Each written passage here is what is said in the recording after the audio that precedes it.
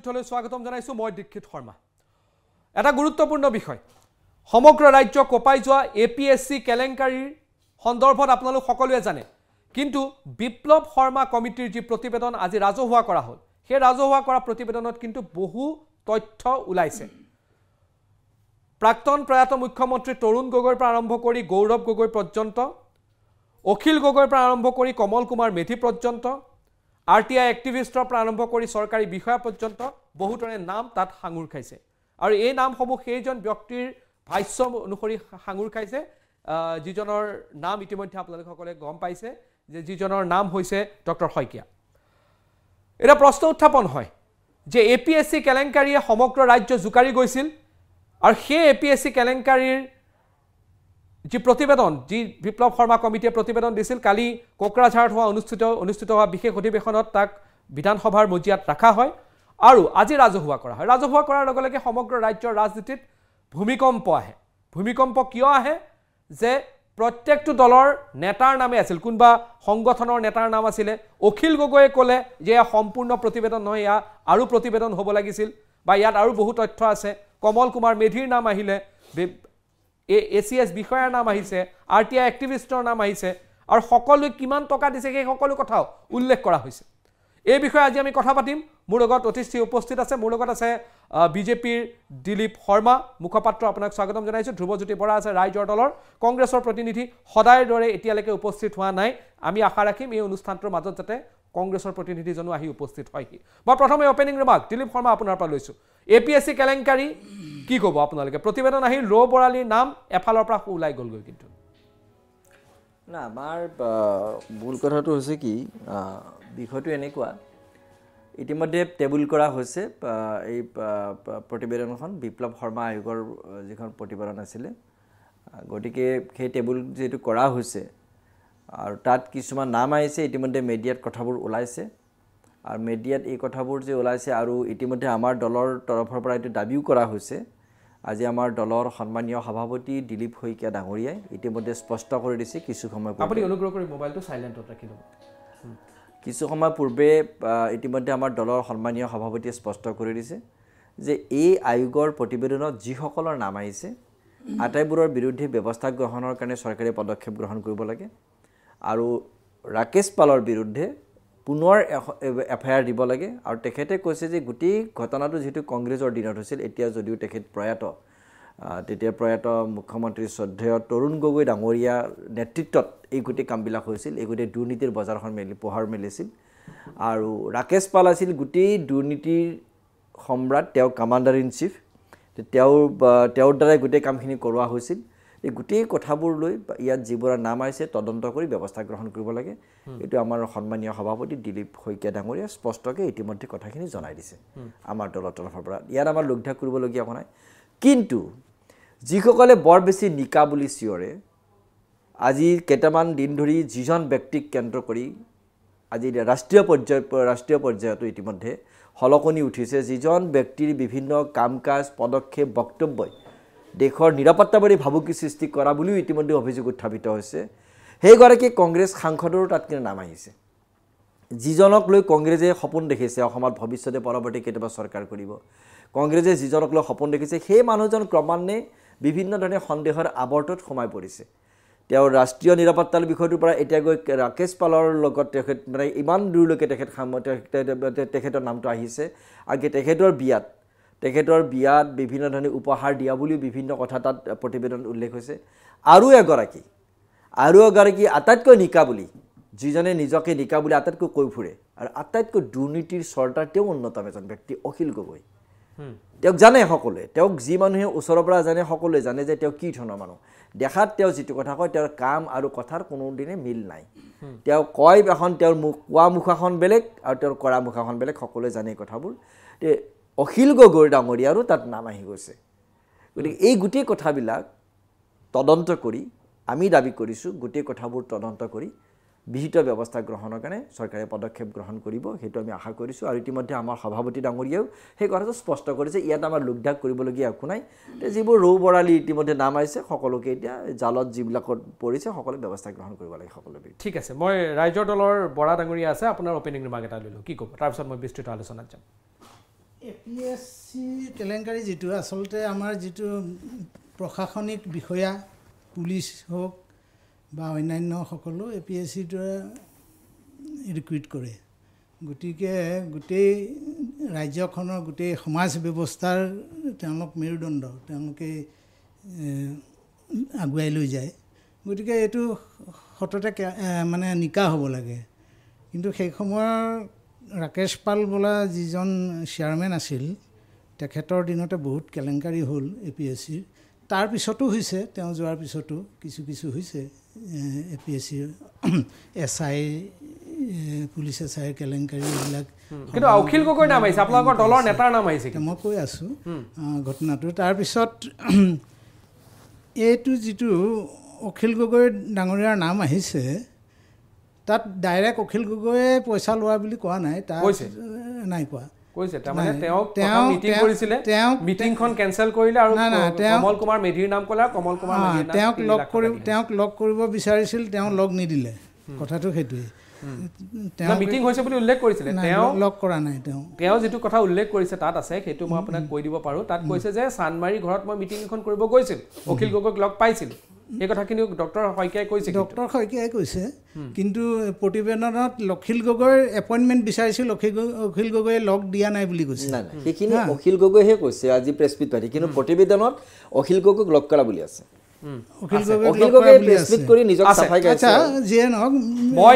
মই অনুৰোধ জনাম পিচিআৰ টিমক মই যদি সেই কপিখিনি মই নিউজ ৰুমত মোৰ ডেস্কৰ চাইডতে আছে মই এইখিনি যদি পাওঁ পিচিআৰ মই ডেস্কত কওক মই যিখিনি স্থানত বহোঁ তাৰ কম্পিউটাৰটো বেক চাইডে সেই ডকুমেণ্টখিনি আছে মই যদি ষ্টুডিঅ'ত পাওঁ কওক আপুনি অখিল গগৈ আমি যিটো নিউজ পাইছোঁ তাত লগ কৰা নাই বুলি কৈছে আৰু যিয়ে নহওক ডক্টৰ মৃগেন শইকীয়া যি হ'ল তেওঁ এজন ৰাজসাক্ষীবিলাকৰ কথা কি হয় এতিয়া 2-3জনে একেলগে যদি ডকাইতি কৰে চোৰ কৰে তাৰে এজনে মানে ভয়তে বোলে মই ৰাজসাক্ষী হ'ম মোৰ মানে শাস্তি কমাই দিবি তেনেকৈ কয় আৰু তেওঁক ৰাজসাক্ষীক প্ৰভাৱান্বিতও কৰিব পাৰে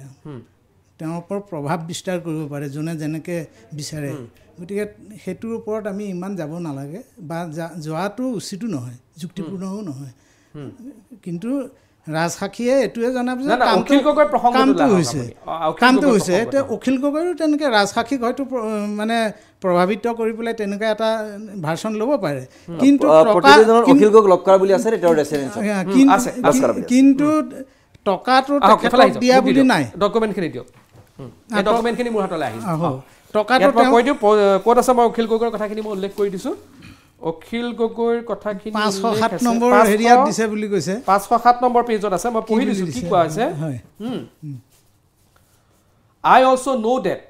Sri Rakesh Kumar Paul had given money to the এজন RT activistৰ নাম কৈছে and Kamal Kumar Methi ex KMSS leader তাত তেওঁ কি লিখি থৈছে I was asked by Paul to contact Sri Akhil Gogoi, advisor of KMSS. Accordingly, I had met him at his residence at Sanmari, Guwahati. তেওঁ ইয়াত উল্লেখ কৰিছে কিন্তু যে চানমাৰী গুৱাহাটীত থকা অখিল গগৈৰ যিখন ঘৰ আছে তাত মই লগ পাইছোঁ আৰু তাৰপিছত তেওঁ মিটিংখন কেনচেল কৰিছে however Akhil Gogoi cancel the meeting and ask Shri Pal to contact Shri Kamal Kumar Medhi Accordingly, I was with the task of meeting. বাকিখিনি আছে 3 লাখ টকা দিয়া আছে ৰাকেশ পলৰ লগত মিটিং নকৰো বুলি ক'লে তেওঁ নাই এই ডক্টৰ শইকীয়া প্ৰথম লগ পালে কিন্তু ৰাকেশ পলৰ লগত মিটিং নকৰো বুলি ক'লে নাই শইকীয়া প্ৰথম লগ পালে আৰু শইকীয়াৰ লগত যেটো এলাকটো ডাইৰেক্টলি কথা নহয় এটো থাৰ্ড পাৰ্টি শইকীয়া কৈছিল কথা পাতিলে তেওঁ প্ৰিন্টিং এখন ফিক্স কৰিলে তেওঁ মিটিংখন লাষ্টত কেনসেল কৰিলে আৰু কেনসেল কৰি পেলাই ক'লে যে কমল কুমাৰ মেধিৰ লগত কথা পাতক আৰু তেওঁৰ মতে 3 লাখ টকা কমল কুমাৰ মেধিৰ থ্ৰুদি দিয়া হৈছে সেইটোৱে এইটো প্ৰমাণ নকৰে যে অখিল গগৈ টকাটো লৈছে সেইটো প্ৰমাণ নহয় কোৰ্টত আৰু দ্বিতীয় কথাটো হ'ল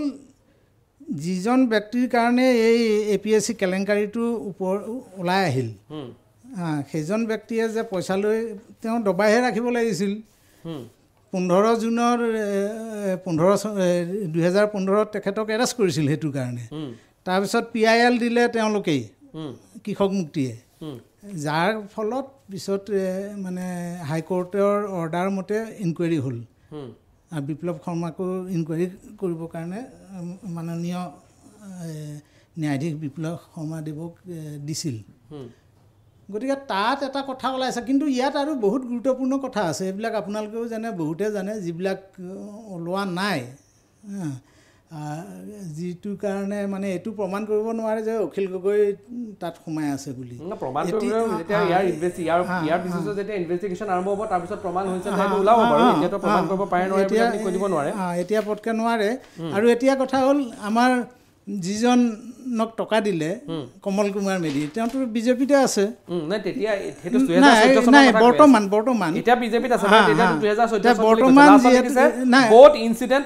জানো মই তেওঁক চিনি জানো যে যিহেতু বিজেপিত আছে এতিয়া বিজেপিয়ে এতিয়া তেওঁৰ ওপৰত আকৌ প্ৰভাৱ বিস্তাৰ কৰিব পাৰে ঠিক আছে মই দিলীপ শৰ্মা কি ক'ব মই আমাৰ সভাপতি ডাঙৰীয়াৰ বক্তব্যটো আপোনাক স্পষ্টকৈ কৈ দিলোঁ আৰু আপুনি যদি সভাপতি ডাঙৰীয়াৰ বক্তব্যটো শুনাই যদি আপোনালোকে লৈছে দিলীপ কমল কুমাৰ মেধিও কিন্তু ডিনাই কৰিছে তেওঁ কৈছে যে মই লগ পাইছিলোঁ তাৰপিছত বাকীখিনি কথা অখিল গগৈৰ লগত পাতিছে তেওঁ ফেচবুকৰ মাধ্যমেৰে কৈছে তেওঁ পইচা লোৱা নাই তেওঁ কৈছে যে মোৰ লগত কোনো কথা বতৰা হোৱা নাই বাকীখিনি কথা মই অখিল গগৈলৈ ঠেলি দিছোঁ আৰু কৈছে অখিল গগৈ কমল মেধিয়ে আৰু এটা স্পষ্টীকৰণ দিছে যে কমল মেধিয়ে যিটো স্পষ্টীকৰণ দিছে তাত তেখেতে এটা বক্তব্য উল্লেখ কৰিছে কথা এটা উল্লেখ কৰিছে যে মানুহজনে বাৰে বাৰে কৈছে আৰু তেওঁ অখিল গগৈৰ লগত কিবা কথা পাতিছিল হয় এই মানুহজনে অখিল গগৈক লগ কৰাটো হয়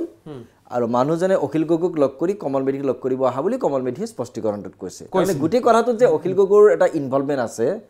এক্টিভ এটা ইনভলভমেণ্ট আছে সক্ৰিয়ভাৱে যে অখিল গগৈ গোটেই বিষয়টোত জড়িত হৈ আছে এই কথাটো কিন্তু কমল মেধিৰ স্পষ্টীকৰণ অখিল গগৈ আৰু এটা কথা তাৰ লগত কৈছে যে এইখন অৰ্ধসত্য বুলিহে কৈছে তাৰমানে তেওঁৰ লগত সম্পৰ্ক নাই বুলি কয় তেওঁৰ নাম অহা কাৰণে অৰ্ধসত্য বেলেগ তেওঁৰ নামটো নাহিলে যদি তেওঁৰ নামটো যে নাহিলেহেঁতেন তেতিয়া অখিল গগৈৰ মতে এইখনে আটাইতকৈ ইয়াতকৈ শুদ্ধ একো প্ৰতিবেদন নাই আৰু এটা ক্ষেত্ৰত যদি আৰু কিছুমান নাম কৈছে বোলে সেই নামকেইটা নাই সেই নামকেইটা থাকিলে তাৰমানে এখন পূৰ্ণ সত্য মানে অখিল গগৈৰ বক্তব্যটোক চাওক অখিল গগৈক ইমান বিশ্বাসযোগ্য ব্যক্তি এতিয়া হৈ থকা নাই অসমৰ ৰাজনীতিত অসমৰ ৰাজনীতিত অখিল গগৈ কোনো এটা বিশ্বাসযোগ্য ব্যক্তি নহয় মই আগতে কৈছোঁ অখিল গগৈৰ মুখাখন বেলেগ ধৰণৰ কয় বেলেগ যিটো দেখুৱাই সেইজন অখিল গগৈ নহয় এইটো তেওঁক ওচৰৰ পৰা পোৱা বুলিয়ে হওক বা অখিল গগৈৰ সংগ্ৰাম আজি অখিল গগৈৰ ৰাজনৈতিক জীৱনটো যিসকল মানুহে লক্ষ্য কৰিছে সকলোৱে বুজি পাইছে সেইকাৰণে অখিল গগৈ ক্ৰমান্বয়ে গণভিত্তি হেৰুৱাইছে অখিল গগৈৰ অৰ্গেনাইজেশ্যন অখিল গগৈ সেইকাৰণে গণভিত্তি অসমৰ ৰাইজে অখিল গগৈৰ কেৰেক্টাৰটো বুজি পাইছে অখিল গগৈৰ কেৰেক্টাৰটো অসমৰ মানুহে বুজি পাইছে এই কথাবিলাকে প্ৰমাণ যে অখিল গগৈ আজি APSCৰ ইয়াত কৰবাত কিবা এটা তেওঁ হয়তো ডিমাণ্ড কৰিছে বা কৰবাত আজি তেওঁৰ যিধৰণে নামটো আহিছে ইপিনে তেওঁ APSCৰ বিৰোধিতা আন্দোলনো কৰে এই যিটো দুমুখীয়া তেওঁৰ যিটো কাৰবাৰ এইটো মানুহে বুজি পায় সেইকাৰণে অখিল গগৈ কৰা কোনো আন্দোলন অখিল গগৈ কোৱা কোনো কথাক এতিয়া অসমৰ জনতাই বিশ্বাস সহকাৰে গ্ৰহণ নকৰে এইটো কাৰণত কাৰণ তেওঁ পিনে APSCৰ বিৰুদ্ধে আন্দোলন কৰে কেলেংকাৰী হোৱা বুলি কয় সেইপিনে তেওঁ APSCৰ লগত বিভিন্ন বিষয়ত তেওঁ সময় থাকে তেওঁৰ বিপ্লৱ শৰ্মা আয়োগৰ প্ৰতিবেদনত তেওঁৰ নামো আহে তেওঁ কাৰোবাক ব্যৱহাৰ কৰা বুলিও বিভিন্ন কথা এই যিবিলাক কথা গতিকে এই কথাবিলাক তদন্ত হওক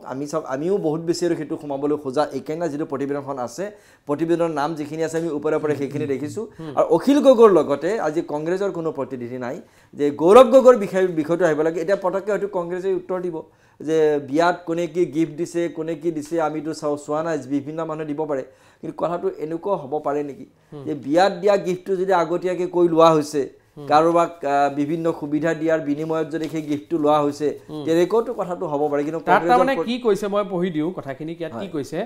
during such visits Shri Paul used to carry gift for the CM the didn't CM I know that during CM son's Shri Gaurav Gogoi marriage Shri Paul had given gold ornaments such as chain rings bracelet for his son during one such visit to CM I told him CM about the request of Shri Paul to make him permanent APSC chairman the CM asked me to wait for some days with assurance of doing the needful ekini kotha তেতিয়া তেওঁ chairman হোৱা নাই তেতিয়া তেওঁ acting chairman আছে permanent acting হৈ আছে permanent chairman হোৱাৰ কথা এতিয়া এইটো যিটো CM তাৰমানে এই গোটেই মানুহবিলাক চাওক এটা কথা চাব যে আজি তেখেত প্ৰয়াত আমি তেখেতৰ নামটো আমি ল'ব লাগিব উপায় নাই ৰাজনীতিৰ ক্ষেত্ৰত আমিতো নামটো ল'বই লাগিব ৰাজনৈতিক কাৰণত প্ৰয়াত তৰুণ গগৈ ডাঙৰীয়াৰ দিনত এই গোটেই বজাৰখন মেলিছিল গোটেই বজাৰখন আৰম্ভণি হৈছিল আৰু গোটেই বজাৰখন কণ্ডাক্ট কৰিছিল পৰিচালনা কৰিছিল ৰাকেশ পালে আৰু প্ৰয়াত সেইখিনি সময়ত তৰুণ গগৈ ডাঙৰীয়াৰ প্ৰত্যক্ষ পৃষ্ঠপোষকতাত বা তেখেতৰ আশীৰ্বাদত এই ৰাকেশ পালে এই গোটেই বজাৰখন চাৰিপিনে চলাইছিল আৰু সেই কথাবোৰ যেতিয়া পোহৰলৈ আহিল তেতিয়া স্বাভাৱিকতে এতিয়া কংগ্ৰেছে যিয়ে নকওক কংগ্ৰেছে যিমানে চাফাই দিবলৈ চেষ্টা নকৰক কংগ্ৰেছৰ প্ৰতিনিধি আহিয়ে নাপায় নহয় তেওঁলোকৰ মানুহ আহিও নাপায় তেওঁলোক নাথাকিলে মই যদি 4 উইন্ডো পাওঁ 4 উইন্ডো দেখুৱাই দিয়ক আমি কংগ্ৰেছৰ মানুহ মাতিছিলো কিন্তু এখন খালী আছে 4 উইন্ডো দিয়ক কিন্তু কংগ্ৰেছৰ বিষয়টো নেকি কংগ্ৰেছ নাথাকিলে কথাবোৰ ক'লে আকৌ তেওঁলোকৰ ৰিপ্লাই আমি নাপাওঁ গতিকে কথাবোৰ তেনেকৈ আছে তেওঁলোকৰ দলৰ মানুহ নাথাকিলে কথা কও দিগদাৰি আছে কিন্তু গোটেই ঘটনা যে গোটেই অসমৰ সমাজ ব্যৱস্থা অসমৰ এই গোটেই প্ৰশাসনিক ব্যৱস্থাটো যে কংগ্ৰেছে ধ্বংস কৰি থৈ গ'ল আৰু সেই প্ৰশাসনিক ব্যৱস্থাটো এতিয়া পুনৰ গঠন কৰোঁতে বা এই মানুহবোৰৰ সেইখিনি সময়ত কাম কৰা বিভিন্ন মানুহৰ মানসিকতা এইবোৰ সলনি কৰোঁতে এতিয়া যথেষ্ট কষ্টকৰ হৈছে যাৰ ফলত এতিয়া লাহে লাহে বহুত লাইনত আহি গ'ল যথেষ্ট লাইনত আহি গৈছে মাননীয় মুখ্যমন্ত্ৰী হিমন্ত বিশ্ব শৰ্মা ডাঙৰীয়া যথেষ্ট লাইনত লৈ আহিল কথাবোৰ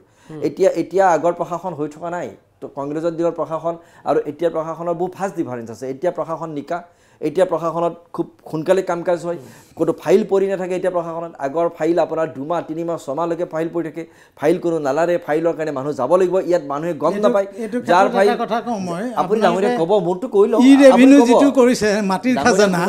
ডাঙৰীয়া কোনো মাটিৰ খাজানা মানুহে দিবলৈ যাওঁতে আপুনি মই কম তেওঁ আপুনি কৈ লওক না আপুনি যে কৈ লওক ফাইল পৰি থকা নাই মাটিৰ খাজানা দিবলৈ যাওঁতে মাহেকে মানুহ বাৰে বাৰে গৈ গৈ ঘূৰি আহে ই খাজানা বুলি কৈছে সেইটোত কামেই নকৰে নাই নাই সেইটো বাৰু পিছৰ কথা ফাইল পৰি আছে তাৰ মানে বিষয়টো আহক না তাৰ মানে কিবা এটা পৰি আছে সৰ্বোচ্চ নেতাৰ নাম আহিছে না সেইটো কৈ আছে মই সেইটো সংগত ক'বলৈ আছো না কৈ আছো মই কৈ আছো এই ক্ষেত্ৰত ক'লো একেটা আৰু কৈ লওক এই ক্ষেত্ৰত একেটা কৈ থাকোতে মানুহ হস্তক্ষেপ কৰেতো এটা কৈ লওক এই ক্ষেত্ৰত এইটোই কৈছো মই যে মানে সিধা কথা ক'লে ভাল লাগে তাৰ মানে যিটো চেয়াৰমেনৰ এপইণ্টমেণ্টটো এটা পেনেল থাকে এইটো কনষ্টিটিউচনেল না সেইটো বাদ দিয়ক ৰাকেশ পালৰ এপইণ্টমেণ্ট কি হৈছিল কি না সেই গোটেই ৰামায়ণখন চবেই জানে সেইখনত ক'বলগীয়া নাই এতিয়া প্ৰশ্ন উত্থাপন হ'ল যে যিসকলে APSC কেলেংকাৰীক লৈ ৰাস্তাত একদম জংগী আন্দোলন গঢ়ি তুলিছিল তেওঁলোকৰ নাম আহিছে মই আগতে আপোনাক ক'লো যে যিজন ৰাজসাক্ষীৰ ওপৰত সম্পূৰ্ণ আপুনি ভৰসা কৰিব নোৱাৰে ৰাজসাক্ষীটো মানে কি ময়ো চুৰ কৰিছোঁ সিও চুৰ কৰিছে মই সাক্ষী দি দিম মোৰ পানিছমেণ্ট কমাই দিবা সেইটোৱেতো মানে সাধাৰণ কথা ক'বলৈ গ'লে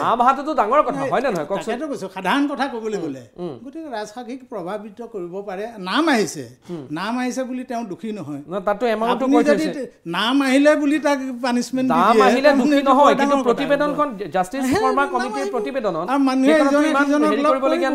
ইজনে সিজনক লগ কৰিবই আৰু যদি মানে অখিল গগৈ তাত ইনভলভ থকাহেঁতেন তেওঁৰ হেৰিয়াৰ কাৰণে এইটো PIL দি পেলাই এই কেছটো ওপৰলৈ নাহিলহেঁতেন তাৰ কাৰণে দুবাৰ তেখেতক এৰেষ্ট কৰিছে APSC কেলেংকাৰীৰ কাৰণে APSC কেলেংকাৰীৰ কাৰণে 15 জুন 2015 কৰিছে তাৰপিছত আকৌ হেৰি স্বাধীনতা এইটো 15 আগষ্টত কৰিছে একে বছৰৰে গতিকে ইমানখিনি নহ'লহেঁতেন আৰু দ্বিতীয় কথা তেখেতৰ কথা যিটো কৈছে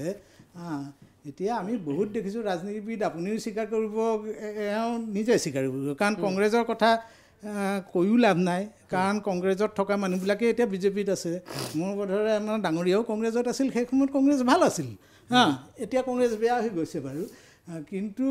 গতিকে মই কাকো কোনো পাৰ্টিৰ কথা নকওঁ বা হেৰিয়াৰ কথা নকওঁ ব্যক্তিগত কথা কৈ লাভ নাই ইয়াত এতিয়া নাম আহিছে এইটো নাম আহিলে বুলিয়ে তেওঁ দুখী সেইটো নহয় আৰু লগ ধৰাটো ময়ো আপোনাক লগ ধৰিম মোৰ স্বাৰ্থৰ কাৰণে মই আপোনাক লগ ধৰিম আপোনাৰ তাত অভিমত কি সেইটোহে ডাঙৰ কথা আপুনি মোৰ কুকাৰ্যত লিপ্ত হৈছেনে নাই সেইটোহে ডাঙৰ কথা আপুনি যদি হোৱা নাই আপোনাৰ নামটোতো প্ৰতিবেদনত আহিবই মই যদি কৈ দিওঁ নাই মই তেখেতক লগ কৰিছিলোঁ ঠিক আছে সত্য কথা এইটো আহিব পাৰে কিন্তু সেই বুলিয়ে মানে দুখী হ'ব নোৱাৰে আৰু দ্বিতীয় কথা মানে যিটো কথা আৰু কৰা কাম কৰাৰ মাজত পাৰ্থক্য সেইটো বহুত দূৰ আছে। এতিয়া ধৰক আমাৰ লিডাৰবিলাক যিবিলাক মন্ত্ৰী বিধায়ক আছে তেওঁলোকৰ মন্ত্ৰী বিধায়ক হোৱাৰ আগতে চেণ্ডেল পিন্ধি ঘূৰি ফুৰিছিল। এতিয়া বোধহয় পাহাৰৰ সমান গোটেই মানে ভাৰতবৰ্ষত মানে শ্ৰেষ্ঠ হৈ গৈছে, মানে ধনী, বহুত ধনী মানুহ হৈ গৈছে ভাৰতবৰ্ষৰ, পেপাৰে চেপাৰে নাম আহি গৈছে। ঠিক আছে, এক চাইডত এজনক তেনেকৈ হেৰি কৰি ব্যক্তিগত হিচাপে কৰি লাভ নাই, এইবিলাক ছিষ্টেমটো জানো আমি। ঠিক আছে, দিলীপ শৰ্মা ডাঙৰীয়া একেটা হ'ল চাগে ন? যি নহওক বাৰু কৈ থাকোঁতে নক'ব ওপৰত, মই এইখিনি ৰৈ দিলোঁ। মই যিটো কথা ক'বলৈ গৈ আছিলোঁ, মই কথাখিনি আকৌ ৰিপিট কৰিবলগীয়া হ'ল, কাৰণ মাজতে এখেতে হস্তক্ষেপ কৰি দিলে। মই আকৌ বৰ দিগদাৰী পাওঁ এইবিলাক, কাৰণ ভিউৱাৰ্ছে যিখিনি মানুহ চাই থাকে বৰ বেয়া পায় আজিকালি মানুহে ওপৰে ওপৰে কথা কৈ থাকিলে। এতিয়া কথাটো হ'ল কি, তৰুণ গগৈৰ দিনত, পূৰ্বৰ কংগ্ৰেছৰ দিনত দেশৰ অসমৰ যিটো প্ৰশাসন ব্যৱস্থা, এতিয়া সেই প্ৰশাসন ব্যৱস্থাটো নাই। এতিয়া প্ৰশাসন ব্যৱস্থাটো এটা গতিশীল প্ৰশাসন ব্যৱস্থা। এতিয়া ফাইল ক'তো ৰৈ নাথাকে। এতিয়া বিষয়া কৰ্মচাৰীসকলৰ মানসিকতা যথেষ্ট পৰিৱৰ্তন হৈছে। একমাত্ৰ মুখ্যমন্ত্ৰী ডক্টৰ হিমন্ত বিশ্ব শৰ্মা ডাঙৰীয়াৰ ডাইনামিক তেখেতৰ যিটো লিডাৰশ্বিপ, তেখেতে যি ধৰণে নেতৃত্ব দিছে অসমৰ প্ৰশাসন ব্যৱস্থাক, অসম ৰাজ্যখনক উন্নয়নৰ কাৰণে নিবৰ কাৰণে, এই বিষয়া কৰ্মচাৰীসকলকে যি ধৰণে খুব নিকা পদ্ধতিৰে কাম কৰাবৰ কাৰণে তেখেতে উৎসাহিত কৰিছে। আৰু ইয়াতে আমাৰ গৰিষ্ঠ সংখ্যক, ক'ৰবাত 2-4জন এতিয়াও আমাৰ প্ৰশাসনৰ বিভিন্ন বিষয়া কৰ্মচাৰী আছে, দুৰ্নীতিগ্ৰস্ত থাকিব পাৰে, কিন্তু গৰিষ্ঠ সংখ্যকে কিন্তু মুখ্যমন্ত্ৰী ডাঙৰীয়াক এটা সহযোগ কৰিছে। সেইকাৰণে মই কৈছোঁ যে পূৰ্বৰ কংগ্ৰেছ চৰকাৰে সেইখন সময়তে যদি এই প্ৰশাসনিক ব্যৱস্থাত এই সংস্কাৰ সাধন কৰিলেহেঁতেন, তেতিয়া আজি এই ঘটনাবোৰ নঘটিলেহেঁতেন। আজি সেইকাৰণে APSCৰ দৰে এটা অসমৰ বৃহত্তম এটা সাংবিধানিক সংস্থাত আজি যিটো ঘটনা সংঘটিত হ'ল, গতিকে এই অত্যন্ত আমাৰ গোটেই ৰাজ্যৰ গোটেই প্ৰশাসন ব্যৱস্থা, আনকি সমাজ ব্যৱস্থাৰ কাৰণে অত্যন্ত দুৰ্ভাগ্যজনক। এনেকুৱা ঘটনা সংঘটিত হোৱাৰ সুযোগ পাইছিল একমাত্ৰ সেইখিনি সময়ত কংগ্ৰেছৰ সোপা ঢিলা নীতি, আৰু সোপা ঢিলা বুলি ক'লেও অকল নহ'ব, মানে স্বজন তোষণৰ নীতিৰ কাৰণে এনেকুৱা ঘটনাবিলাক সংঘটিত হৈছিল। গতিকে এতিয়া সেই কথাবোৰ নাই। গতিকে এই গোটেই কথাবোৰ যিবিলাক প্ৰতিবেদন আছে, ইয়াত বহুত বেছি কথা ক'বলগীয়াও আৰু মোৰ বিশেষ নাই। আমাৰ সভাপতি ডাঙৰীয়াই চব কথা স্পষ্ট কৰি দিছে। ইয়াত অখিল গগৈ, গৌৰৱ গগৈকে ধৰি এইসকল যি ৰৌ বৰালীৰ ইয়াত নাম আহিছে, এই নামবোৰ সম্পৰ্কে তদন্ত হ'ব লাগে। মই আগতে ক'লোঁ, এতিয়া কংগ্ৰেছে ক'লেহেঁতেন যে এই বিয়াত গিফ্ট দিছে, বিয়াত গিফ্ট নে না, তাক আগতে গৈ লৈ লোৱা হৈছে, বিভিন্ন কথাবোৰ তাত আহিব। আৰু অখিল গগৈ সম্পৰ্কে মই যিখিনি কথা ক'লোঁ আৰু মই ৰিপিট কৰিবলৈ খোজা নাই। অখিল গগৈৰ এই বক্তব্য, অখিল গগৈ এতিয়া আৰু বিশ্বাসযোগ্য ব্যক্তি নহয় অসমৰ ৰাজনীতিত, গতিকে সেই কথাটো একদম নিশ্চিত। গতিকে অখিল গগৈৰ সেই কথাবিলাক আৰু আমি কোনো ভৰসা নকৰোঁ। গতিকে অখিল গগৈ আটাইতকৈ অবিশ্বাসী ব্যক্তি আজিৰ তাৰিখত অসমৰ ৰাজনীতিত। গতিকে মই সেই বিষয়টোৰ আলোচনা মই আগতে ক'লোঁ। বাকী কংগ্ৰেছৰ যিখিনি কথা, কংগ্ৰেছৰ আজি গৌৰৱ গগৈৰ যি আগতে মই ৰিপিট কৰিলোঁ, গৌৰৱ গগৈ সম্পৰ্কীয় যিবিলাক কথা ইতিমধ্যে আহিছিল, য'ত তেখেতৰ এটা বিভিন্ন ধৰণে দেশৰ নিৰাপত্তাৰ প্ৰতি ভাবুকি আহিব পৰা বিভিন্ন কাম কৰিছিল, মুখ্যমন্ত্ৰী ডাঙৰীয়াই স্পষ্টকৈ প্ৰমাণ সহকাৰে কথাবিলাক কোৱাৰ পিছতো কোনো উত্তৰ দিবলৈ গৌৰৱ গগৈৰ সাহস নহ'ল, তেখেতে সাহস নকৰিলে। কাৰণ তেখেতে সেই চালে বেৰে তেখেতে বিভিন্ন উত্তৰ কোবালে, তেখেতে সেই কথাবিলাক স্পষ্টকৈ ক'বলৈ নোৱাৰিলে। অথচ মুখ্যমন্ত্ৰী ডাঙৰীয়াই স্পষ্টকৈ প্ৰতিটো বক্তব্যত ৰাখিছে, য'ত আলি শ্বেখৰ দৰে এগৰাকী ব্যক্তিৰ লগত, য'ত চোৰাংচোৱা সংস্থা ISR চোৰাংচোৱা সংস্থাৰ লগত তেওঁলোকৰ সম্পৰ্ক, তেওঁলোকৰ যদি নেক্সাছ, তেওঁৰ পত্নীয়ে আজিও ভাৰতীয় নাগৰিকত্ব গ্ৰহণ কৰিব নোৱাৰিলে, এতিয়ালৈকে গ্ৰহণ কৰা নাই। অথচ পত্নীলৈকে গোটেই ঘটনাক বিপথে পৰিচালিত কৰিবৰ কাৰণে অসমীয়াতে চিঠি লিখে, যি পত্নীয়ে অসমীয়া পঢ়িবলৈ নাজানে। এই যিবিলাক কথা বেবেৰিবাং কথা তেওঁলোকৰ, এই বেবেৰিবাং কথাই প্ৰমাণ কৰিছে যে গৌৰৱ গগৈ ডাঙৰীয়া বিভিন্ন সন্দেহৰ আৱৰ্তত অসমৰ ৰাজনীতিত সোমাই গৈছে। গৌৰৱ গগৈ ডাঙৰীয়াই যিটো ধাৰণা ভাৱমূৰ্তি দিবলৈ চেষ্টা কৰিছিল, সেই ভাৱমূৰ্তিৰ তেওঁ যে এগৰাকী ওলোটা ব্যক্তি। গৌৰৱ গগৈ ডাঙৰীয়াই যিটো ভাৱমূৰ্তি ৰখাৰ চেষ্টা কৰিছিল, দেখুওৱা ভাৱমূৰ্তি যিটো, সেই ভাৱমূৰ্তি তেওঁ সম্পূৰ্ণ এজন পৃথক ব্যক্তি। তেওঁ অত্যন্ত সন্দেহৰ আৱৰ্তত থকা এগৰাকী ব্যক্তি। অসমৰ জনতা এতিয়া বিভিন্ন মানুহ আমি বাটে ঘাটে লগ পাই, দোকানে বজাৰে চবতে লগ পাই বিভিন্ন কথা ওলাই সকলোৱে এটা কথা একেমুখে এতিয়া চিঞৰে যে গৌৰৱ গগৈক আমি যি বুলি ভাবিছিলোঁ, গৌৰৱ গগৈ সেইজন ব্যক্তি নহয়। গৌৰৱ গগৈ বিভিন্ন সন্দেহৰ আৱৰ্তত সোমাই যোৱা ব্যক্তি। আজি আকৌ APSCৰ আপোনাৰ তদন্তৰ কেলেংকাৰী তদন্ত কৰা প্ৰতিবেদনতে তেওঁৰ নাম আহিল। তাৰে গৌৰৱ গগৈ এনেকুৱা নেকি? মানুহৰ এতিয়া প্ৰশ্ন হৈছে, গৌৰৱ গগৈ সঁচা অৰ্থত এনেকুৱা এজন ব্যক্তি নেকি, যিয়ে দেশৰ ভাবুকি সম্পৰ্ক জড়িত, আৰু যি এনেকুৱা বিষয়বিলাকতো য'ত ৰাকেশ পালৰ মেটাৰটো গৌৰৱ গগৈৰ নামটো জড়িত হৈ গৈছে। গতিকে স্বাভাৱিকতে এই কথাবিলাকে অসমৰ সমাজ জীৱনৰ প্ৰতি ভাবুকি। গতিকে আমি কৈছোঁ, ইতিমধ্যে চৰকাৰে যিহেতু টেবুল কৰিছে এখন বিধানসভাত, ইয়াৰ বিৰুদ্ধে নিশ্চয় ব্যৱস্থা গ্ৰহণ কৰিব। এইখিনি সূৰ্যদাস আহি পাইছেহি আমাৰ লগত, কংগ্ৰেছৰ প্ৰতিনিধি। আপোনাৰ মই অপেনিং ৰিমাৰ্ক গোটেই আপুনি কি ক'ব বিচাৰিব? গোটেই APSC কেলেংকাৰীত কিন্তু গৌৰৱ গগৈ, তৰুণ গগৈ সোণৰ অলংকাৰ দিয়া পৰ্যন্ত অভিযোগ উত্থাপন হৈছে। হয়, পোনপ্ৰথমে মই অলপ ক্ষমা বিচাৰিম যে মই কিছু ট্ৰেফিকৰ কাৰণে অলপ মই জাগিৰোডৰ পৰা আহি আছিলোঁ ট্ৰেফিক জামত পৰিলোঁ তাৰ কাৰণে অকণমান অনাকাংক্ষিত কাৰণত অলপ দেৰি হ'ল বাৰু যিয়ে নহওক মই অলপ শুনিলোঁ বাৰু কথাখিনি আজি এডভান্টেজ অসমৰ কথা অলপ পাতিবলৈ আছিলে তাকে মাতিছিলে কিন্তু হপকে আহিব হয় গতিকে বৰ্তমান যিটো এখন প্ৰতিবেদনৰ কথা কৈছে এই প্ৰতিবেদনখন কেতিয়া ৰেডি হৈছিলে এইটো 2021 চনত আছিল নেকি সম্ভৱতঃ নে 19 নে 21 আছিল 21 হ'বলা আচ্ছা পটভূমিটো আপুনি চাব লাগিব এজন আজিৰ তাৰিখত যিজন 19 আজি প্ৰায় 6 বছৰ হ'ল 6 বছৰ হ'ল আৰু কিছু বছৰ আগতে অসমত কংগ্ৰেছ চৰকাৰ যেতিয়া আছিল তেতিয়া অসমৰ মুখ্যমন্ত্ৰী কোন আছিল অসমৰ সুপাৰ সিএম কোন আছিল তে আমিতো নাছিলোঁ গতিকে এজন মানুহৰ বিয়া খাবলৈ গৈছে তাত কোনোবাই কিবা এটা পেকেট দিছে বিয়া খাওঁতে কি দিছে কি নাই হেতু সাকে জুনে বিয়া বস্তুখিনি ৰিসিভ কৰি আছিলে আমি বিয়া পাতিলে ধৰি লওক কোনোবাই কিবা গিফট দিয়ে নহয় তেনেকে আমি মানুহ এজন ৰাখি থওঁ কোনোবা দুই এজন মহিলা তেনেকে থাকে বলে আমুকে এটো গিফট দিছে তানুকে তামুকে আমি কোনোবা এটা বিয়া খাবলৈ গলে আমি আন্তৰিকতাই যিটো কিবা এটা কোনোবাই দিছে সেই বস্তুটো সাধাৰণতে কোনোবাই যে গৃহস্থই যে জুমি পিটি কোনে হিচাপ কৰে এটো আমি নাজানো কথাটো এটো প্ৰথমবাৰ দেখিলো শুনিলো অসমীয়া সমাজত দ্বিতীয় কথাটো হৈছে যিজন মানুহৰ কথা কৈছে গৌৰৱ গগৈ নামটো কথা কৈ আছে তেওঁ অভিযুক্ত বুলি তেওঁৰ খালি বিয়া খাওঁতে কোনোবাই কিবা এটা গিফট দিছে এজন মুখ্যমন্ত্ৰীৰ পুত্ৰ তেখেতক খাওঁতে কোনো চেন এডাল দিয়াটো একোটা আজিকালি সাধাৰণ মানুহৰ ব্যৱসায়ীবিলাকৰ ঘৰটো আপোনালোকে হেনেকুৱাই হয় আৰু দ্বিতীয়টা কথা আজি মুখ্যমন্ত্ৰীৰ 15 বছৰ কাল সুদীৰ্ঘ কাল তৰুণ গগৈ ডাঙৰীয়া প্ৰয়াত হল মুখ্যমন্ত্ৰী থাকুতে তেওঁৰ পুত্ৰই কেতিয়াও আজি কেটা কোম্পানী মালিক হল কত মাটি কিনা দেখিলে এখন পুৰণা স্কৰপিঅ লৈ তেওঁ চলি আছে তেওঁৰ আজিলৈ কোনো দাগ নাই এটা তেওঁ বিয়া খাবলৈ আহোতে কোনবাই বিয়া খাওঁতে কিবা এটা গিফট দিলে হেতুকে লৈ তেওঁ নামটো আজি টাৰ্গেট কৰি লোৱাটো এটো নিশ্চয় এটা এটো ভৱিষ্যতে এটো ইয়াৰ আইনে গতি ল'ব আৰু এই সম্পৰ্ক নিশ্চয় গৌৰৱ গগৈ ডাঙৰীয়া নিজৰ অভিমত প্ৰকাশ কৰি আছে মই কৈ দিও তেওঁ যিখিনি কথা কৈছে আপুনি খিনি পঢ়িছে নাই মই নাজানো তেওঁ কৈছে যে মই মুখ্যমন্ত্ৰী এই যিজন ডক্টৰ শইকীয়া তেওঁ কৈছে যে মই অসমীয়াত কৈ দিছো যে গিফট তেওঁ সৰাই দিয়ে মই যিমান দূৰ জানো মুখ্যমন্ত্ৰীৰ মই যিমান যিখিনি জানো মই যিমান দূৰ নহয় মই জানো বুলি কৈছে I know that during the CM son Gaurav Gogoi marriage the Paul had given golden ornaments such as chain rings bracelet for his son during one such visit to CM I told him CM about the request of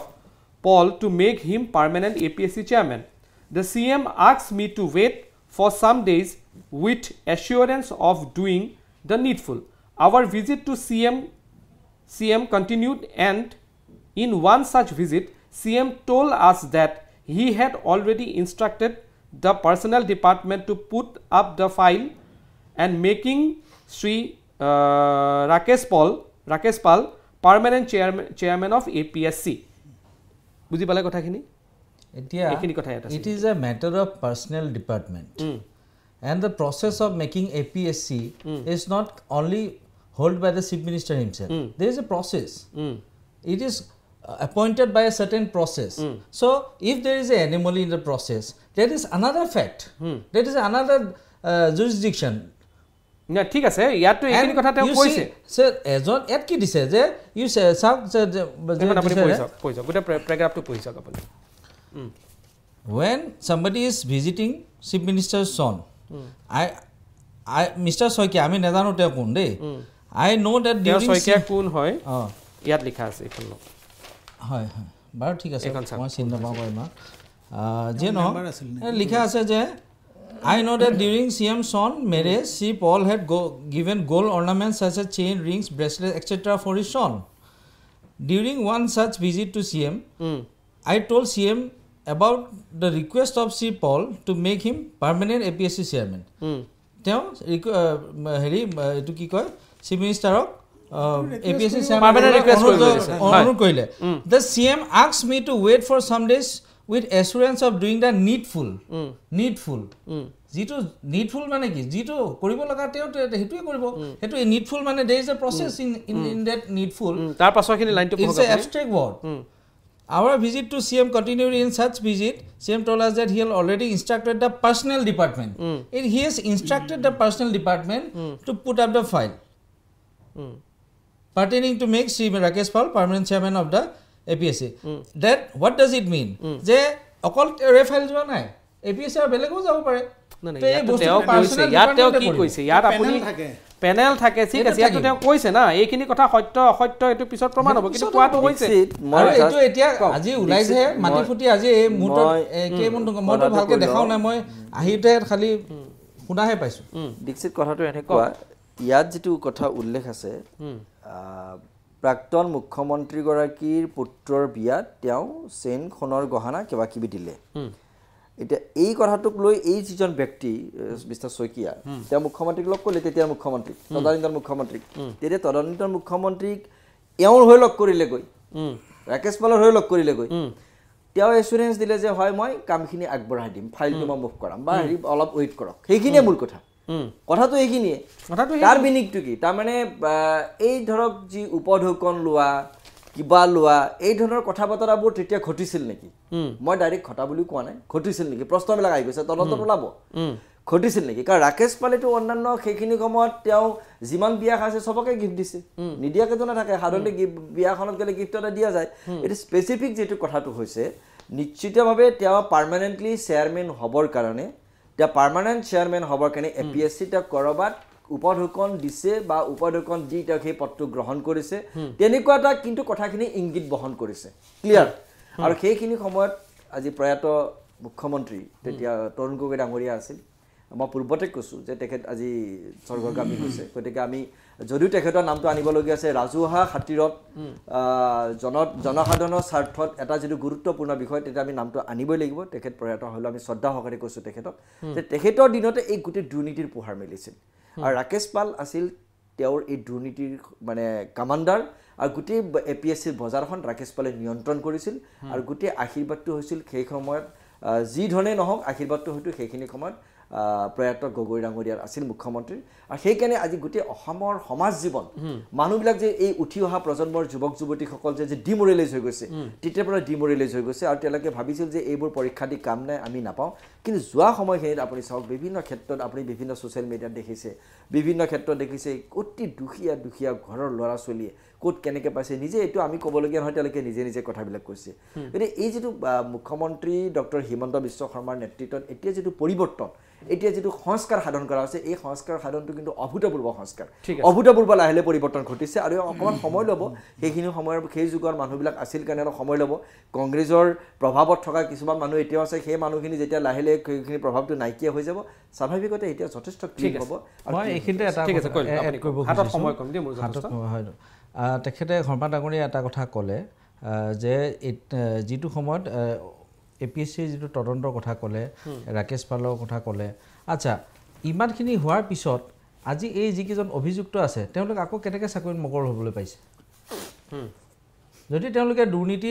বক্ৰ পথেৰে আহিছে, কিবা পথেৰে আহিছে, তেওঁলোকক চাকৰিত তেওঁলোকে আকৌ জইন কৰিব পৰা কেনেকৈ হ'ল?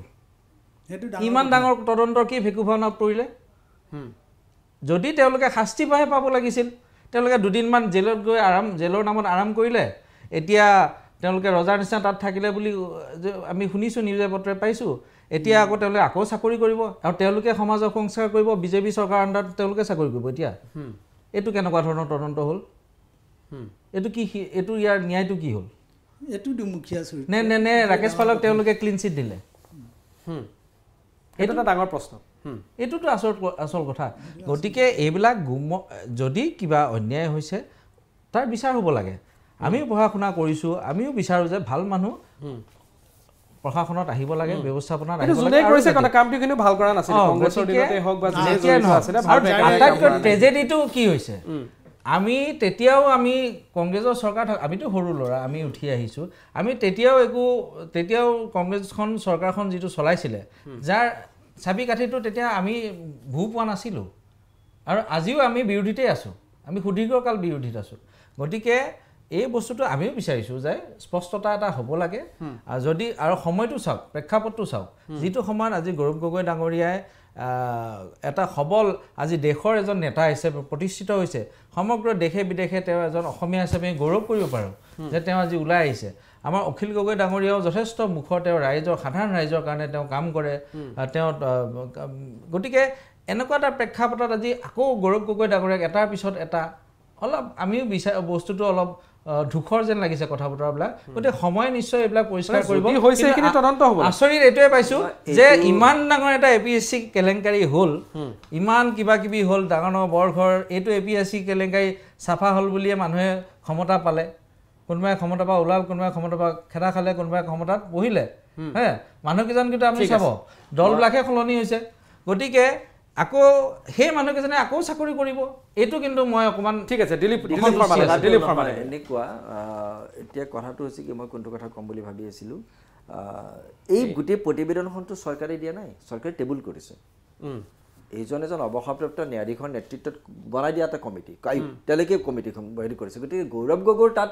নাম অহাটো যদি কোনোবাই ক'বলৈ খোজে যে গৌৰৱ গগৈৰ বিষয়টো ইণ্টেনশ্যনেলি আনিছে এইটো ভুল কথা নাই গৌৰৱ গগৈৰ নামটো ইয়াত তাৰমানে তেওঁৰ বিয়াত তেওঁৰ বিয়াৰ প্ৰসংগতাহে আহিছে তেওঁৰ বিয়াত গিফ্ট দিয়াৰ লগত গোটেই কথাটো ৰিলেশ্যনটো আছে সম্পৰ্কটো আছে কি ৰাকেশ পালৰ চেয়াৰমেনটো স্থায়ী হ'বৰ কাৰণে মানে কথাটো তেনেকৈ আহিছে গৌৰৱ গগৈৰ বিয়াত গিফ্ট দিয়াৰ লগত সম্পৰ্ক জড়িত হৈছে যে ৰাকেশ পালৰ তাৰমানে কথাটো এক মিনিট মই কৈ লৈছোঁ আপুনি ক'বলৈ দিব আপোনাক টাইম আছে অকণমান তাতে গোটেই বিষয়টো এনেকুৱা মানে মই যিটো বুজি পাইছোঁ তাত যিখিনি তদন্তৰ প্ৰতিবেদনত উল্লেখ আছে যে ৰাকেশ পালৰ APSC চেয়াৰমেন পদটো স্থায়ী হোৱাৰ লগত জড়িত হৈ আছে গৌৰৱ গগৈৰ বিয়াত দিয়া গিফ্টৰ প্ৰসংগ গতিকে কথাটো বৰ গুৰুত্বপূৰ্ণ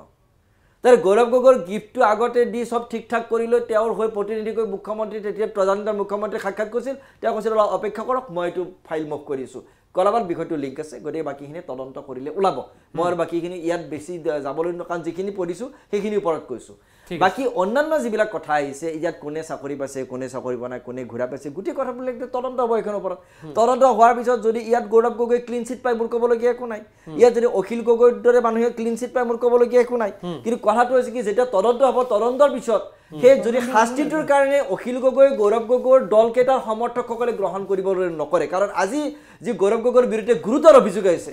যে দেশৰ নিৰাপত্তাৰ প্ৰতি ভাবুকি আহিব পৰা বিষয়ত গৌৰৱ গগৈৰ বক্তব্য জড়িত হৈছে ভাৰত বিৰোধী শক্তিৰ লগত গৌৰৱ গগৈৰ তেওঁলোকৰ নেক্সাছ এটা ইতিমধ্যে ধৰাত পৰিছে সেই কথাবোৰৰ কিন্তু গৌৰৱ গগৈ উত্তৰ নিদিলে কিয় উত্তৰ নিদিলে চাওক মই দেখিছোঁ এটা কথা ৰাজনীতিত থকা মানুহৰ বিভিন্ন দলৰ বিভিন্ন মানুহৰ বিৰুদ্ধে হকে বিহকে বিভিন্ন অভিযোগ কেতিয়াবা উঠে আৰু কেতিয়াবা কিছুমান অভিযোগৰ উত্তৰ দিয়ে আৰু কেতিয়াবা কিছুমান অভিযোগৰ উত্তৰ নিদিয়ে কিন্তু কেতিয়াবা বিত্তীয় কেলেংকাৰী থাকে কোনোবা পাৱাৰ মিছ ইউজ কৰা বুলি উঠে কোনোবা বিভিন্ন কথা থাকে কিন্তু যদি সেই অভিযোগটো দেশৰ নিৰাপত্তাৰ সৈতে সংলগ্ন হৈ থাকে তাৰ উত্তৰ দিয়াটো উচিত কাৰণ সাধাৰণ জনতাই সেই মানুহজনক ভাবিব যে এই মানুহজনে সঁচাকৈ এনেকুৱা মুখাখন পিন্ধি আছিল নেকি আজি গৌৰৱ গগৈ যিটো নিজক সজাই আছে গৌৰৱ গগৈ নিজকে যি ধৰণে এটা ভাবমূৰ্তি গঢ়ি তোলাৰ চেষ্টা কৰিছে একাংশ মানুহে ভাবিছিল যে হয় সঁচাকৈ আমাক ভৱিষ্যতে অসমৰ নেতৃত্ব দিব সেই মানুহজনে যদি দেশৰ নিৰাপত্তাৰ ভাবুকিৰ ক্ষেত্ৰত আহিব পৰা কথাৰ লগত জড়িত হৈ গৈছে তেতিয়া সেই মানুহসকলৰ কি প্ৰশ্ন এতিয়া আহিছে যে এই মানুহজনক আমি ইমান বিশ্বাসত লৈছিলোঁ এই মানুহজনে দেশৰ নিৰাপত্তাৰ প্ৰতি ভাবুকি আহিব পৰা কথাত দেশ বিৰোধী ভাৰত বিৰোধী কিছুমান মানুহৰ লগত সম্পৰ্ক ৰক্ষা কৰা ব্যক্তি তেওঁৰ নামো APSC কেলেংকাৰী তদন্তত অহাটো এতিয়া কোনো ডাঙৰ কথাই নহয় ঠিক আছে এটা অন্তিম মন্তব্য লওক মই তাৰপিছত আপোনাৰ ওচৰলৈ যাম এটা অন্তিম মন্তব্য চাওক তেওঁ যিটো কথা কৈছে যে দেশ বিৰোধী কৈ আছে কংগ্ৰেছ দলৰ মানুহৰ তেজত যিটো দেশপ্ৰেম আছে যিটো ত্যাগ আৰু বলিদানৰ ইতিহাস কংগ্ৰেছৰ প্ৰতিজন নেতা কৰ্মী তেজত আছে সেই বলিদানৰ তেজে উদ্বুদ্ধ হৈ মানুহে কংগ্ৰেছ কৰি আছে আজিৰ তাৰিখতো ইমান অভাৱ অনাটন ইমান প্ৰত্যাহ্বানৰ মাজত গতিকে যিটো পৰিয়ালে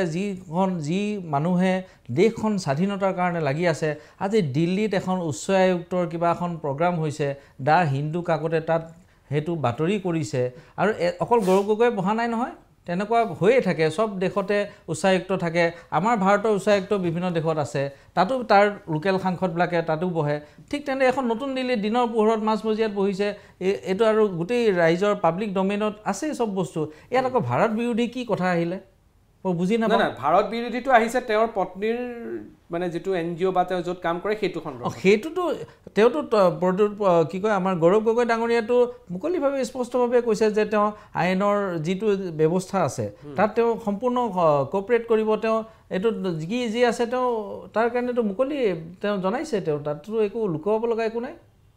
এইটো দণ্ড কৰিলে হ'ল গৌৰৱ গগৈ ডাঙৰীয়াটো অলপ চালে বেলেগ উত্তৰ দিলে যে মই যদি মোৰ পত্নী যদি ISR এজেণ্ট মই ৰৱাৰ এজেণ্ট এই কথাবিলাকৈ গোটেই কথাটো লঘু কৰিবৰ কাৰণে চেষ্টা কৰিব নালাগিছিল তেওঁ স্পষ্টকৈ উত্তৰখিনি দিয়ক যে হয় মই জড়িত এইখিনি গৈছিলোঁ এইটো কাৰণ গৈছিলোঁ বাছ বিষয়টো শেষ হৈ যায় তেওঁ গোটেই কথাটো সন্দেহৰ আৱৰ্তত লৈ গুচি গ'ল গৌৰৱ গগৈ আচ্ছা মোক আপুনি কওক গোটেই বিষয়টো তেওঁ সন্দেহত এনেকৈ সোমাই দিবলৈ বাধ্য কৰাই দিলে যে তেওঁ ক'ৰবাত যেন তেওঁৰ এটা ইনভলভমেণ্ট আছে তেওঁৰ যেন ক'ৰবাত এটা দুৰ্বলতা আছে গোটেই বিষয়টোক লৈ জৰ্জ সৰজৰ দৰে ব্যক্তিৰ লগত তেওঁৰ সম্পৰ্ক ক'ৰবাত আছে আজি এই পাকিস্তানী বিষয়াজনৰ টুইটবিলাক আপুনি চাওক টুইটবিলাকত ভাৰতীয় সংসদক গালি পাৰে গৌৰৱ গগৈক প্ৰশংসা কৰে এজন পাকিস্তানী চোৰাংচোৱাৰ সৈতে জড়িত মানুহ পাকিস্তানী প্লেনিং কমিশ্যনৰ উপদেষ্টা আছিল সেই মানুহগৰাকীৰ টুইটবিলাক যদি আপুনি চাই ভাৰতীয় সংসদক গালি পাৰে ভাৰতীয় গণতান্ত্ৰিক ব্যৱস্থাক গালি পাৰে ভাৰত চৰকাৰৰ সিদ্ধান্তক গালি পাৰে গৌৰৱ গগৈক প্ৰশংসা কৰে ডাঙৰীয়া এই বিষয়ত ক'বলৈ গ'লে যথেষ্ট সময় লাগিব আপুনি কৈছে যিটো ধৰণে কথাটো কৈছে আজি যদি কিবা এটা আছে তাত মই বিচাৰিছোঁ যে আমাৰ দেশৰ গৃহ বিভাগ আছে গৃহমন্ত্ৰী আছে তেওঁলোকে ষ্টেটমেণ্ট দেশত যদি ইমান ডাঙৰ কাৰবাৰ এটা হৈ গৈছে কোনোবাই গৈ দেশদ্ৰোহিতা ইমান ডাঙৰ কাম কৰিছে তেতিয়াহ'লে আমাৰ দেশৰ গৃহ বিভাগে নিশ্চয় কিবা এটা কথা ক'ব আমাৰ অসমৰ মুখ্যমন্ত্ৰী ডাঙৰীয়াই যিহেতু বস্তুটো আগবঢ়াইছে নিশ্চয় তাতে আমাৰ অমিত শ্বাহ ডাঙৰীয়া নিশ্চয় তাতে কিবা এটা কমেণ্ট দিব দেশৰ গৃহ মন্ত্ৰালয়ে কমেণ্ট দিব আমাৰো দেশ প্ৰেম আছে মই NCC চাৰ্টিফিকেট হোল্ডাৰ হয় মই দেশৰ কাৰণে মই ৰিপাব্লিক ডে পেৰেড কৰিছোঁ মই আমাৰ তিৱা জনজাতিৰ হয় 2009 চনত আমি দেশত কেতিয়াও কম্প্ৰমাইজ কৰিব নোৱাৰোঁ কিন্তু এইটো বিষয়ত উচিত মানুহে উচিত কথা ক'লে ভাল লাগে যদি গৃহ মন্ত্ৰালয়ে কিবা এটা কয় মই আশা কৰিছোঁ তেওঁলোকে নিশ্চয় ক'ব গতিকে আমাৰ দেশৰ গৃহ মন্ত্ৰালয় দক্ষ গৃহ মন্ত্ৰালয় গতিকে তেওঁলোকে নিশ্চয় এই বিষয়ত ক'ব পাঠানকোটতো ISI আহিছিলে কোনে আনিছিলে আমাৰ কংগ্ৰেছ দলেতো আতংকবাদী ধৰি ৰাখিছিলে সেইটো কান্দাহাৰ হেৰি কৰা তেওঁলোকক পিছত বিজেপি চৰকাৰ দিনত জানো আমাৰ মানুহৰ প্লেন হাইজেক কৰাৰ বিনিময়ত তেওঁলোকক ঘূৰাই পঠিওৱা নাছিল জানো কথা বহুত আছে ক'বলৈ গ'লে এইবিলাক বোকা তোলা দেশৰ যেতিয়া নিৰাপত্তাৰ কথা আহে তেতিয়া আমি বোকা তোলাৰ কথা নাহে অলপ বেলেগ প্ৰসংগ যেতিয়া তেতিয়া উগ্ৰপন্থীয়ে কিবা এটা কৰিছিলে যেতিয়া হষ্টেজ হৈ থাকিব সেইখিনি সময়ত আমি যেতিয়া আপুনি গান পইণ্টত গ'লে কথা পাতিব তাত উপায় নাথাকে সেইটো তেনেকুৱা গতিকে আমি কেতিয়াও ইয়াতো গান পইণ্টৰ কথা নাই নহয় গান পইণ্টৰ কথা মই কথাটো কৈছোঁ যে আমি আতংকবাদী ধৰিছিলেতো কংগ্ৰেছে ন কংগ্ৰেছ চৰকাৰে নিৰাপত্তা সেইটোৱে আইন পটো আনিছিলে কংগ্ৰেছৰ 2004 চৰকাৰ অহাৰ পিছততো পটো কৈছোঁ যে শাসনত কংগ্ৰেছ দল আছিলে শাসনত কংগ্ৰেছ দল থকা অৱস্থাত দেশৰ শুনক মই এটা কথা কওঁ কংগ্ৰেছ দলে ব্ৰিটিছৰ শাসন শেষ কৰাৰ পিছত কংগ্ৰেছ দলে জানো আমাৰ ইণ্ডিয়ান আৰ্মি ইয়াত নাই জানো আমি দেশৰ গোটেই